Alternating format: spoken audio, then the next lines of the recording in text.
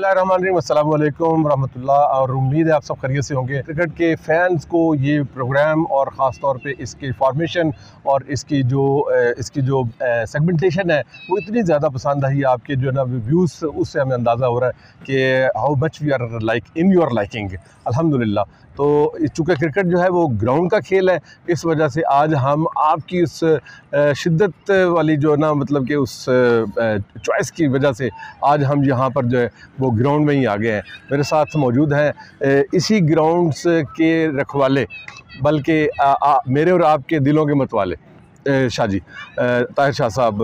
इन्होंने cricket, Pakistan cricket और फिर उसके बाद ख़ास तौर पर लाहौर की क्रिकेट, पंजाब की क्रिकेट, इसको जो है ना वो पाला है, पोसा है। और हम इनसे पूछेंगे कि ये जो पाकिस्तान की क्रिकेट की रिप्रेजेंटेशन और इसका डिबैकल हुआ है वो आखिर ये जो पीछे हमें नज़र आ रहा है, इस सफ़र से लेकर इंटरनेशनल क्रिकेट तक, उसके अंदर वो क्या फ्लॉज क्या हैं, प्लीज़। देखिए जी, सबसे पहले बात यह है कि क्लब क्रिकेट जो थी ये बुनियाद थी पाकिस्तान में क्रिकेट की प्रमोशंस के लिए। क्लब में प्लेयर्स पैदा करती थी, वो प्लेयर्स पैदा होकर आहिस्ता आहिस्ता डिस्ट्रिक्ट में जाते थे, रीजन में जाते थे और फिर वो पाकिस्तान में जाते थे। इसी तरीके से जो एज फैक्टर था, एज के हिसाब से जो खिलाड़ी आते थे, कोई अंडर 15 से अंडर 19 से ऑनवर्ड, वो फिर पाकिस्तान टीम के अंदर आते थे। अब वो सारा सिस्टम ख़त्म हो गया। इसलिए ख़त्म हो गया कि क्लब क्रिकेट जो है वो तकरीबन ब्लॉक हो गई है। ये जो पीछे भी आपके नेट लगे हुए, ये अपनी मदद आपके तहत चल रहे थे। अभी हम आपसे प्रोग्राम शुरू करने से पहले भी बात हो रही थी कि जी नेट 61,000 रुपये का है। तो मैंने और आपने बड़ी हैरानी का इजहार किया कि 61,000 रुपये का ये नेट जिसमें गरीब बच्चे खेल रहे हैं, किस तरह खेलते हैं। अब ये चीज़ जो मैंने आपसे अभी बात किया कि अभी बल्ले का भी पूछा, बॉल का पूछा, जो बात आपसे कर रहा हूँ वो बात मैं वहाँ ला रहा हूँ जहाँ अब मैं और आप मिल के इस चीज़ को उठा रहे हैं कि पाकिस्तान क्रिकेट बोर्ड की तवज्जो इस क्रिकेट तक किस तरह आती है। उनकी कंसंट्रेशन को इधर डाइवर्ट करना चाहते हैं कि वो अपने कमरों में अपने तक और अपनी फाइलों तक महदूद ना रहें, बल्कि इन ग्राउंडों में देखें जहाँ ये मासूम बच्चे क्रिकेट खेल रहे हैं मुस्तकबिल का क्रिकेटर बनने के लिए कि हम ये बन जाएंगे, हम पाकिस्तान के क्रिकेटर्स बनेंगे, हमने वर्ल्ड क्लास क्रिकेटर बनाया। बड़े बड़े बॉलर्स को देखते हैं, बड़े बड़े बल्लेबाजों को देखते हैं, विकेट कीपर्स को देखते हैं, स्पिनर्स को देखते हैं, फास्ट बॉलर्स को देखते हैं, तो डेफिनेटली इनके दिमाग में ये वो आती है।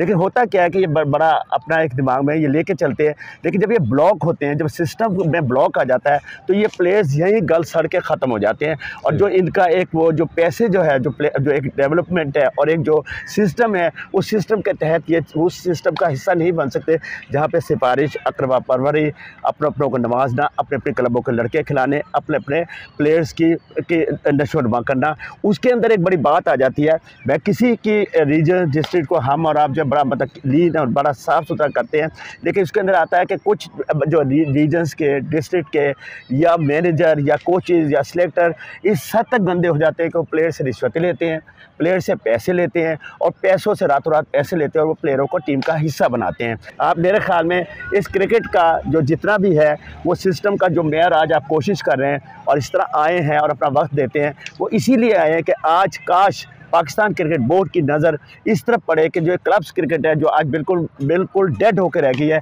उसको ताज़ा खून की ज़रूरत है। उसको खून, यहाँ पे खून खेल रहा है, फ्रेश खून खेल रहा है, लेकिन जो ख़ास मतलब एक ख़ास इंजेक्शंस हैं या ड्रिप्स हैं वो पाकिस्तान क्रिकेट बोर्ड से लगे, ताकि एक जो मुर्दा क्लब सिस्टम है इसके अंदर जान है और ये क्लब सिस्टम जो है ये एक दफ़ा फिर रवा दवा हो और प्लेयर्स उसी सिस्टम के तहत जिससे पाकिस्तान अंडर 19 से आया करते थे, जिसमें बड़े प्लेयर्स का नाम देते रमीज़ राजा आया, सलीम मलिक आया, आमिर मलिक आया, इंजमाम आया, आकिब जावेद आया, बड़े प्लेयर्स मतलब लोट प्लेयर्स थे। फिर उधर से मोइनुल अतीक आया, उसके बाद अनिल दलपत आया, अजीम हफीज़ आया, मोहसिन कमाल आया, लोट प्लेयर्स। तो ये सारे उस सिस्टम का हिस्सा थे जो क्लब से अंडर 19 में जाते थे, अंडर 19 से वो पाकिस्तान की टीम में जाते थे। अब ये सारा सिस्टम ख़राब हो गया। वजह क्या है कि सब कुछ पाकिस्तान क्रिकेट बोर्ड ने अपने हाथ में ले लिया।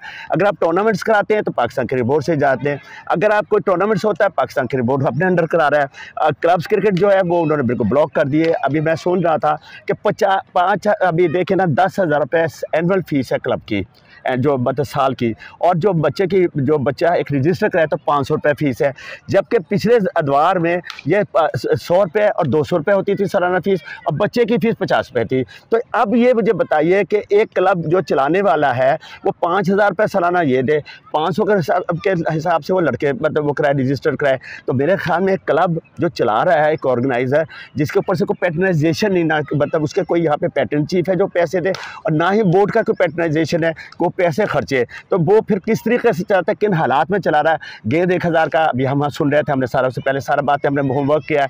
बल्ला 40,000 का हमने अभी होमवर्क किया। अभी ये पीछे नेट आपका 60,000 का हमने अभी होमवर्क किया। पैड्स का भी थे।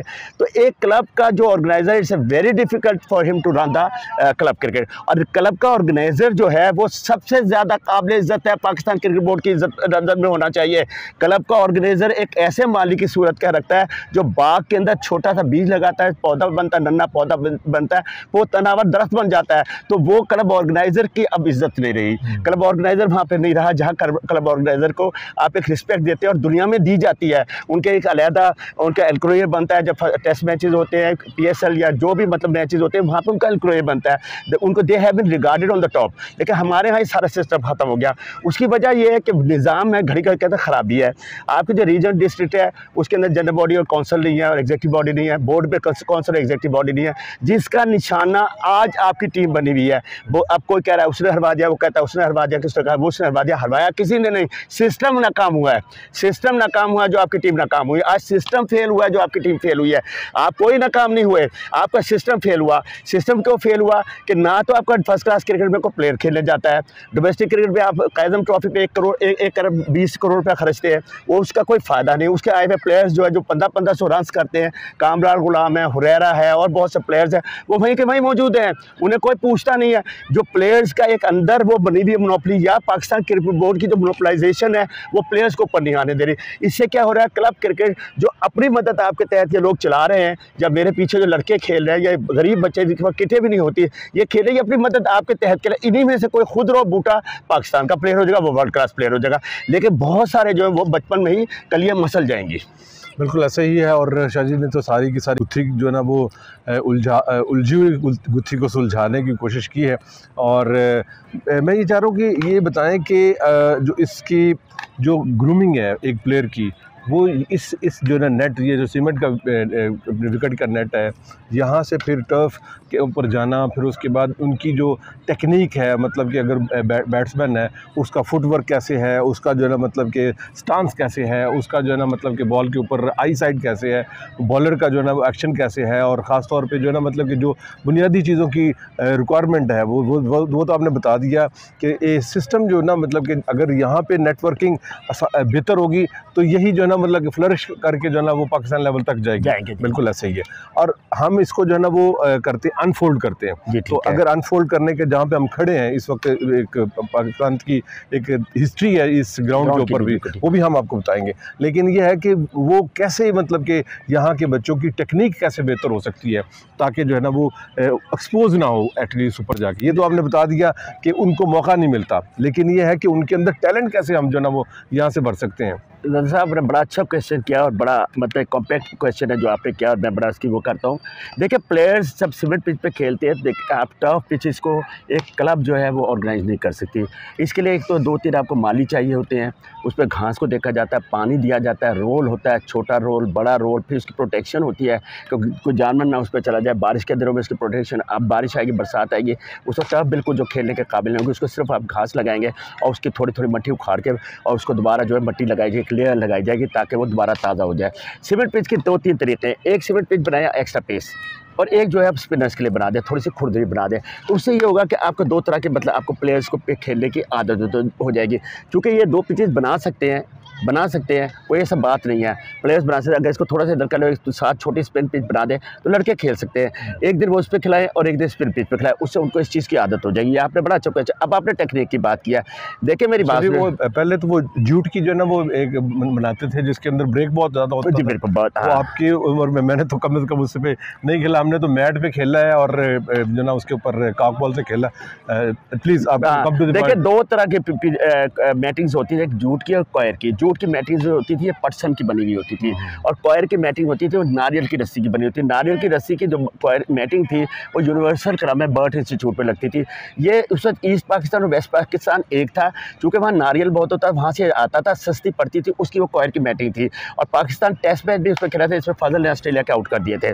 अच्छा, उसके बाद जूट की मैटिंग है वो जब प्लेसिड होती है, वो इसमें जो कॉयर की मैटिंग है इसमें काफ़ी खला होता है, तो बॉल पड़ के काफ़ी कट होता है और थोड़ा सा बाउंसी होता है, तो बड़ा डिफिकल्ट डिफ़िकल्ट होता है उसको खेलना। मैं खेला हुआ हूँ यूनिवर्सल में, मुझे फ़ख्र है कि मैं यूनिवर्सल में खेला हुआ, बड़े-बड़े क्रिकेटर्स पैदा हुए। उसके बाद जो है ना जूट की ये प्लेसेड होती है, जूट की मैटिंग आपके मिंटो पार्क में होती थी। तीन पिचेस थी, एक थी बादशाही मॉस्क एंड, एक थी क्या कहते हैं उसे, शाइकिला एंड, और एक सेंटर पिच। 2 एंड पे जो था वो जूट की मैटिंग थी, सेंटर में टफ पिचेस थी, और तमाम टीमें वहाँ 16 टीमें मुस्तफीद होती, रोज़ मैच हो रहे थे, लोग देख रहे होते थे। क्रिकेट जो एट द बोस्ट थी, अब थी। अब क्रिकेट सारी डिक्लाइन होगी जब से इकबाल पार्क को वो स्पोर्ट्स वो कॉम्प्लेक्स बना दिया गया है। उसके बाद से जब शहबाज शरीफ साहब ने क्या एक बहुत बड़ा गुनाह किया है, प्लेयर्स को डिप्राइव किया। जो अंदरून शहर के प्लेयर्स थे, जो गरीब प्लेयर्स थे, वहाँ के खेलते थे, वो उनको नॉमिनल प्राइसेस पे वहाँ उन क्लबों में खेलते थे। वो बना दिया ना इकबाल पार्क को, वो गलत कर दिया जो उन्होंने इकबाल पार्क को एक ग्रेटर इकबाल पार्क बना के प्लेयरों के हक को छीन लिया। बिल्कुल ऐसे छीन लिया जैसे पढ़ने लिखने वाले बच्चे की तालीम को छीन लिया जाता है। जी, टेक्निक की बात करने लगे जी, तो टेक्निक की बात है कि टेक्निक बड़ी आसान चीज़ है। टेक्निक क्या होती है? तीन टी होते हैं, temperament, technique and talent. Talent जो है अल्लाह ने दिया है, टेम्परामेंट एंड टेक्निक जो है आपका कोच सिखाता है, वो आपको टेम्परामेंट सिखाता है कि भाई इस शॉट को नहीं खेलना, ये नहीं खेलना, इस तरह फुटवर्क होता है, ये होता है। टेक्निक टैलेंट अल्लाह की दिया होता है, और यही टेम्परामेंट और टेक्निक है। टेक्निक भी आपका कोच बनाता है। पर इसके आपका बॉटम हैंड ज़्यादा वर्क में है और इधर जा रहा है। देखा आप कभी बच्चों को खेलते देखे कभी गली में, तो सारी उनकी शॉट इधर जाती है, उसी वजह उनका बॉटम हैंड हाइट है, क्योंकि अल्लाह ताला ने राइट हैंड को मजबूत बनाया है, तो ये वर्क में आ जाता है। तो जब ये ज़्यादा वर्क में आ जाता है तो आपका बल्ले का फ्लो इधर चला जाता है, तो डेफिनेटली वो टेक्निक होती है। अपर हैंड ज़्यादा बॉल के क्लोज होता है। देखिए ये अपर हैंड है, ये ज़्यादा बॉल के क्लोज है, ये अपर हैंड। जब आपने बॉल को लिफ्ट करना है तो थोड़ा दूर से इस हाथ को लाते हैं, आपकी पोजीशन होती है ऐसे, अब ये शॉट जा रही है, ऐसे करना है तो आपने ये जा रही है ऊपर, ऑन पे जा रहा है तो ये जा रही है, ये है बॉटम हैंड वर्क कर रहा है। जब इधर क्या कवर और एक्स्ट्रा कवर में तो आपका पैर की पोजीशन जाएगी, पैर पैरेलल होंगे, ये इधर जाएगी, तो ये होता है हेड स्टिल।